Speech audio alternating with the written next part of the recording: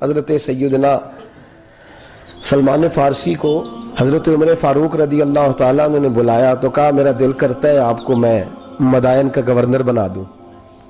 हज़रत सलमान फ़ारसी बड़े तगड़े कबीले से ताल्लुक़ रखते थे, बिकते बिकाते मदीने में आके बिके, फिर निगाह मुस्तफ़ा में बिक गए सल्लल्लाहु अलैहि वसल्लम। बड़े तगड़े कबीले से ताल्लुक़ था। या हज़रत उमर ने फरमाया मैं आपको गवर्नर का जी कि जैसे आपका हुक्म है, अमीर की बात मानना। गवर्नर बन गए। और गवर्नर साहब करते क्या है? गवर्नर साहब का हाल ये कि गवर्नर साहब ने वही फटे पुराने सादे से कपड़े पहने और एक हाथ में छड़ी पकड़ी है, कभी इधर घूमते हैं कभी इधर, मदायन की गलियों में गवर्नर साहब घूम रहे हैं। अल्लाहु अकबर। जहां सवारियां उतरती थी ना शहर की, लोग जो किराया लेके घोड़ों पे सवार करते थे, जहां वो लाके उतारते थे, वहां एक शख्स उतरा, मेहमान आया किसी के घर में मदायन। वो शख्स मेहमान आया तो उसके बाद बड़े बड़े बक्से थे। उसने हजरत सलमान फारसी को घूमते देखा, कहने लगे ओ गुलाम इधर आए ना, ओ बोलिए ओ गुलाम इधर आ। हजरत सलमान फारसी कहने लगे जी जनाब। कहने लगे मेरा सामान उठा और फलां घर में मैंने जाना, छोड़ के आ।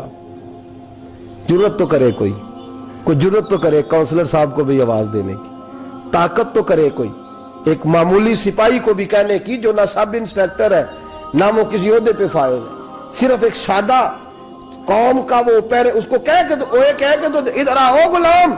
भाई गवर्नर कोई कह दिया। गवर्नर साहब ने सर के ऊपर बक्सा उठाया है और गलियों में गुजर रहे, कहते हैं भाई गुलाम को रास्ता दे दो, जरा सामान वजनी है, जरा गुलाम को रास्ता दे दो, सामान वजनी है, पीछे हट जाओ, जरा रास्ता दे दो।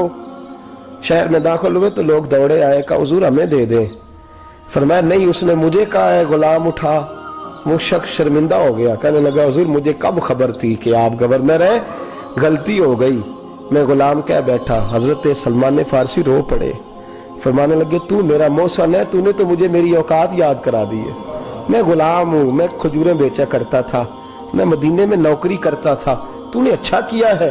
फरमाया ना तू तो मेरा मोहसन है, तूने मुझे याद करा दिया, मैं क्या ना, अब मैं ही लेके चलूंगा।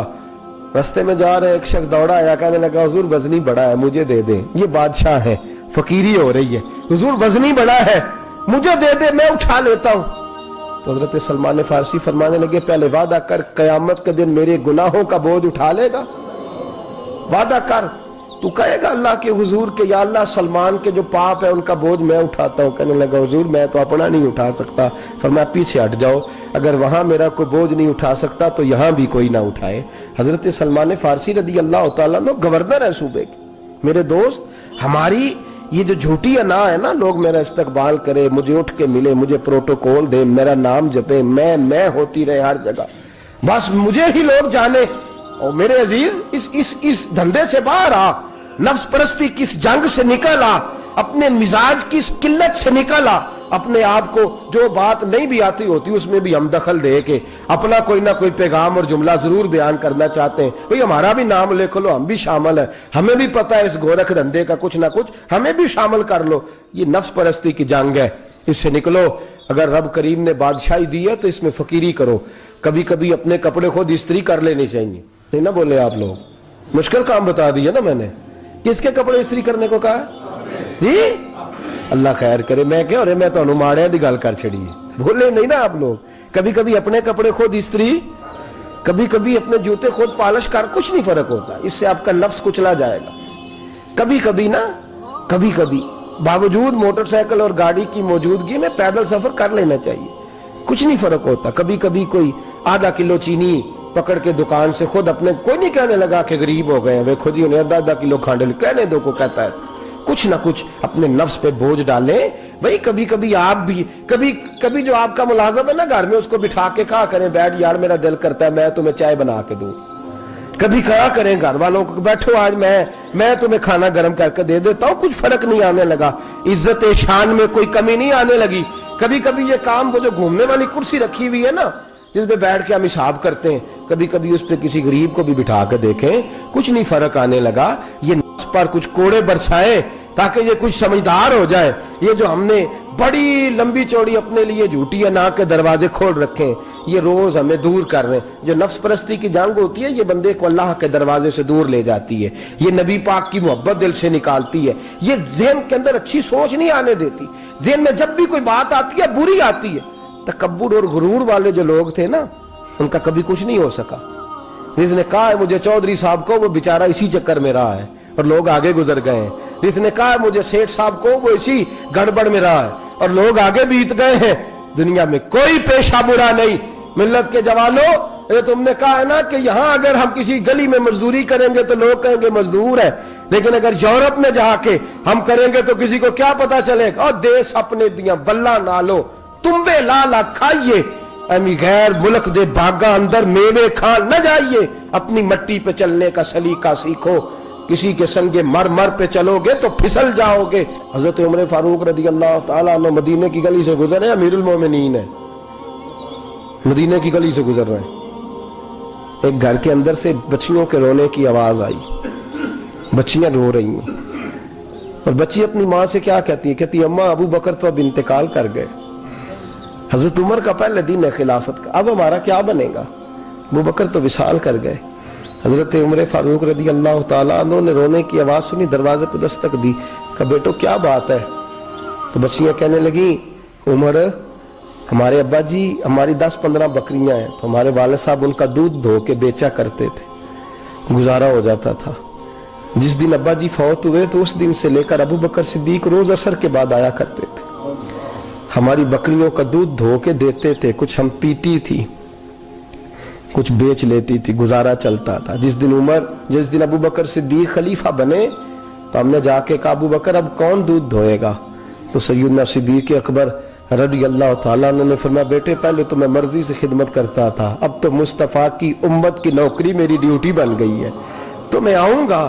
بچیاں رو رہی ہیں, حضرت عمر کو بتاتی ہیں, کہتی ہیں ابو بکر چلے گئے ہیں تو ہم پریشان ہیں, یتیم ہیں, لاوارث ہیں, بھائی کوئی نہیں, کون آئے گا, کون دیکھ بھال کرے گا؟ حضرت عمر فاروق گھٹنوں کے بل زمین پہ بیٹھ گئے, ان چھوٹی چھوٹی بچیوں کو سینے سے لگایا, فرمانے لگے میں ابو بکر کا کیا کروں, میرے لیے رستے بڑے مشکل کر گیا ہے. میں اس کے کس بادشاہ وقت ہو کے وہ غریبوں کے گھروں میں آ کے ان کی بکریوں کا دودھ بھی دوتا تھا, امیر المومنین ہو کے یہ رنگ بھی تھا. پر میں بیٹیوں فکر نہ کرنا, جب تک عمر زندہ رہے گا, عمر آتا رہے گا, یہ نوکری کرتا رہے گا. کچھ دن بیتے تو حضرت عمر فاروق کو یاد آیا, اوہو مدینے میں ایک بوڑھی اماں بھی رہتی ہے جس کا کوئی گھر کا کام کرنے والا نہیں, اور جس بی بی کا کوئی بال بچہ نہیں, اور آنکھوں سے بھی وہ نابینی ہے. حضرت ابو بکر صدیق رات کے سناٹے میں جایا کرتے تھے, اس کے گھر میں جھاڑو دیتے تھے. یہ بادشاہ ہے, اس کی فقیری کا رنگ دیکھو, اس کو کنویں سے پانی بھر کے لا کے دیتے تھے. اور یہ لفظ آپ سنیں گے تو حیران ہو جائیں گے. اس بوڑھی اماں کے لیے نا ایک کونے میں گھر میں دور بار سیم ایک جگہ کھود دی تھی جہاں وہ بی بی پخانہ اور پیشاب کرتی تھی. امیر المومنین حضرت ابو بکر صدیق رات کو جاتے تھے اور اس کا وہ پخانہ وہاں سے اٹھا کے باہر پھینک کے آیا کرتے تھے. اس عورت نے پیغام بھیجا کہ عمر سے کہو میری بھی ڈیوٹیاں تو نے سر انجام دینی ہے. عمر فاروق ساری رات کام کرتے, سناٹا گہرا ہوتا تو جھاڑو دبایا ہے بغل میں, اور عمر فاروق نکلے ہوئے, اس بی بی کے گھر میں جھاڑو دیا جا رہا ہے. حضرت انس بن مالک فرماتے ہیں میں نے آخری عمر میں بھی اس بوڑھے عمر کو دیکھا ہے, اس بڑھاپے میں بھی میں نے اس شخص کو دیکھا ہے کہ جب وجود کمزور ہو گیا, داڑھی سفید ہو گئی, لیکن پھر بھی اس کا انداز نہیں بدلا. اس نے ساری زندگی بادشاہی میں فقیری کر کے گزار دی, یہ پھر بھی کسی کے گھر میں جھاڑو دیتا ہے, کسی کی بکریوں کا دودھ دھوتا ہے, یہ کسی غریب میرے دوست یہ. اور جب سیدنا فاروق اعظم رضی اللہ تعالیٰ عنہ خطبہ دینے بیٹھتے ہیں تو کپڑے پھٹے ہیں, پیبند لگے ہیں, مزاج سادہ ہے, بڑا مال آیا ہے, بڑا مال, لیکن تقسیم کر دیا. اور یہی انداز آگے اپنے گورنروں کو دیا. حضرت سعید بن عامر رضی اللہ تعالیٰ عنہ آپ کے گورنر ہیں, حمص کے گورنر ہیں. جب لسٹ آئی نا غریبوں کی, حضرت عمر نے کہا کہ حمص کے جتنے غریب لوگ ہیں ان کی لسٹ بنا کے بھیجو, ان کو چندہ لگانا ہے. تو 17ویں 18ویں نمبر پر حضرت سعید بن عامر کا نام بھی آ گیا, گورنر صاحب کا. تو حضرت عمر نے سوچا شاید کوئی اور سعید بن عامر ہے, فرمانے لگے یہ کون ہے؟ جس کی ڈیوٹی لگائی تھی اس سے کہنے لگے یہ سعید کون ہے؟ تو کہا حضرت جی ہمارے صوبے کا گورنر۔ تو فرمایا اس کی لسٹ فقیروں میں؟ فرمانے لگے پتہ نہیں آپ نے کیا رنگ بھر کے بھیجا ہے، مہینہ مہینہ یہ شخص درختوں کے پتے کھا کے گزارا کر دیتا۔ کہ یہ میں فرشتوں کی کہانیاں نہیں سنا رہا آپ کو، میں آپ کو جنات کی یا عالم بالا کی باتیں نہیں، اس دھرتی پہ بسنے والے، اس دھرتی پہ وقت گزارنے والے میرے رسول پاک کے تیار کردہ ہیرو کی باتیں عرض کر رہا ہوں۔ حضرت عمر گئے ایک دفعہ، کہا مجھے بتاؤ تمہارا گورنر کیسا ہے؟ تو ہمس کے لوگ کہنے لگے ہمیں اپنے گورنر سے 4 شکایتیں۔ کون کون سی؟ کہا پہلی بات تو یہ ہے کہ گورنر صاحب کو چاہیے فجر کے وقت آئیں، یہ سورج نکل آتا ہے تو باہر آتے ہیں گھر سے، سورج نکل آتا ہے تو آپ کہہ کے تو دیکھیں کسی معمولی سرکاری ملازم سے بھی، پھر آپ دیکھیے آپ کا کیا بنتا ہے۔ کہا یہ سورج نکلتے وقت آتے ہیں۔ دوسری شکایت یہ ہے کہ دن کو ملتے ہیں رات کو نہیں ملتے۔ تیسری شکایت یہ ہے کہ مہینے میں ایک دن ملتے ہی نہیں گورنر صاحب۔ چوتھی شکایت ہے کہ روتے ہیں، کبھی کبھی اتنا روتے ہیں کہ بے ہوش ہو جاتے ہیں۔ حضرت فاروق اعظم نے کھڑا کر لیا، فرمایا سعید تیری شکایات آئی ہیں۔ کہ حضور حکم۔ فرمایا سنا ہے، پہلے تو فجر کے وقت آ جاتا تھا لوگوں کے مسائل سننے، اب تو سورج نکلتے وقت آتا ہے۔ کہ حضور بیوی بیمار ہو گئی ہے اور گھر میں نوکر تو ہے کوئی نہیں، تو میں سویرے اٹھتا ہوں تو پہلے ناشتہ بناتا ہوں، بچوں کو کھلاتا ہوں۔ اس عورت نے 35 سال میرے ساتھ وفا کی ہے، اب چارپائی پہ ہے تو میں اس کے منہ میں لقمے ڈالتا ہوں۔ کہا اسے کھانا کھلا کے جب وہ دعا دیتی ہے تو پھر نکلتا ہوں۔ تو کہا سنا ہے تو ہفتے میں ایک دن ملتا ہی نہیں، مہینے میں۔ کہنے لگے حضرت جی جب مدینے سے آیا تھا تو ایک کرتا اور ایک تامد ساتھ لایا تھا، مجھے آج 2.5 سال ہو گئے ہیں، میں نیا لباس نہیں خرید پایا۔ میں نے عرض کی میں اس دھرتی پہ بسنے والے لوگوں کی داستان سنا رہا ہوں۔ کہا میں اپنی تامد دھو کر خشک ہونے کو ڈال دیتا ہوں، اسے آدھا دن لگ جاتا ہے، خشک ہوتی ہے تو تامد پہن کے قمیض دھو لیتا ہوں اور پھر قمیض ڈال دیتا ہوں۔ حضرت جی سارا دن بیت جاتا ہے تو باہر نہیں آ پاتا۔ حضرت عمر فاروق کی گردن جھک گئی۔ کہا سنا ہے تو رات کو ملتا ہی نہیں۔ یہ لفظ کہے تو حضرت سعید بن عمر کہنے لگے یہ میرا راز تھا، آپ میرے امیر نہ ہوتے تو کبھی فاش نہ کرتا، دن میں نے بندوں کے لیے رکھا ہے، رات اپنے رب کے لیے رکھی ہوئی ہے۔ میں رات کی تنہائیوں میں اپنے کریم کی بارگاہ میں جاتا ہوں اور میں سارے دن کے گناہوں کی معافی مانگتا ہوں، میں اپنی غلطیوں کی تلافی کا سوال کرتا ہوں، اس کے حضور جاتا ہوں، اسے دکھڑے سناتا ہوں، رات میری اس کے لیے بیت جاتی ہے۔ حضرت عمر کی اور گردن جھک گئی۔ فرمایا یہ بتا کہ تو ملتا ہی نہیں، کبھی کبھی تو روتا ہے اور بے ہوش ہو جاتا ہے۔ کہ حضرت جی 40 سال کی عمر میں کلمہ پڑھا ہے، جب 40 سال کے پچھلے گناہ یاد آتے ہیں تو کہا پھر میں ضبط نہیں کر پاتا، وہ خطائیں، وہ پاپ، وہ جرم، وہ خطائیں، جب سوچتا ہوں نا کہ رب کھڑا کر کے پوچھے گا بتا یہ جرم کیوں کیا، تو وہ احساس مجھے پریشان کر دیتا ہے۔ حضرت جی میں پھر برداشت نہیں کر پاتا، پھر میں تڑپ اٹھتا ہوں، میری یہ کوتاہیاں ہیں، بتائیے کیا کہتے ہیں۔ حضرت فاروق اعظم نے گردن اٹھائی تو آنکھوں میں آنسو تھے، کہنے لگے یا اللہ مجھے اس جیسے کچھ اور گورنر بھی عطا فرما، یا اللہ اس جیسے کچھ اور گورنر بھی۔ عزیزو اپنا حال کیا ہے؟ ملک شام جب فتح ہوا تو حضرت سعد بن ابی وقاص رضی اللہ تعالیٰ عنہ کہتے ہیں کہ کچھ لوگ مجھے کہنے لگے کہ ہم آپ سے معاملات طے نہیں کریں گے، ہم جزیہ دیں گے، ٹیکس دیں گے، اسلامی حکومت کے زیر اثر آئیں گے، لیکن آپ سے معاملات طے نہیں کریں گے، اپنے امیر کو بلائیے۔ تو حضرت سیدنا سعد بن ابی وقاص کہتے ہیں میں نے خط لکھا، فرماتے خط لکھا حضرت عمر کو، میں نے کہا جناب آئیے۔ جواب میں حضرت عمر نے خط میں جواب لکھا کہ فلاں دن فلاں تاریخ فلاں وقت میں ملک کے شام پہنچ جاؤں گا۔ حضرت سیدنا عمر چلے گھر سے، ایک غلام، ایک گھوڑا، ایک نیزہ۔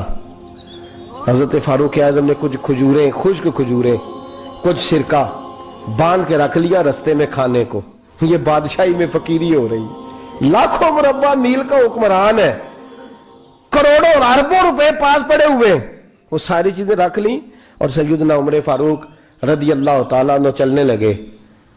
اب غلام سے کہنے لگے بھئی میرا گھوڑا ذرا ماڑا ہے، کمزور ہے، طے کر لیں، اتنے میل تو گھوڑے پہ بیٹھے گا میں پیدل چلوں گا، پھر اتنے میل میں گھوڑے پہ بیٹھوں گا تو پیدل چلے گا۔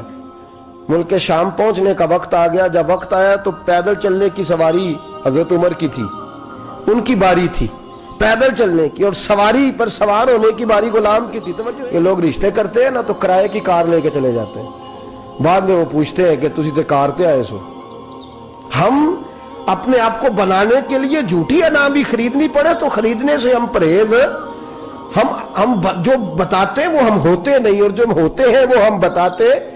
हजरत सैयदना उमर फारूक रदी अल्लाह ताला अन्हु सवारी पे गुलाम है, खुद पैदल है, और हाल क्या है, बारिश हुई थी तो कुछ पानी खड़ा था, छोटे छोटे जोहड़ों में छोटे छोटे तालाब बने हुए थे, पानी खड़ा था।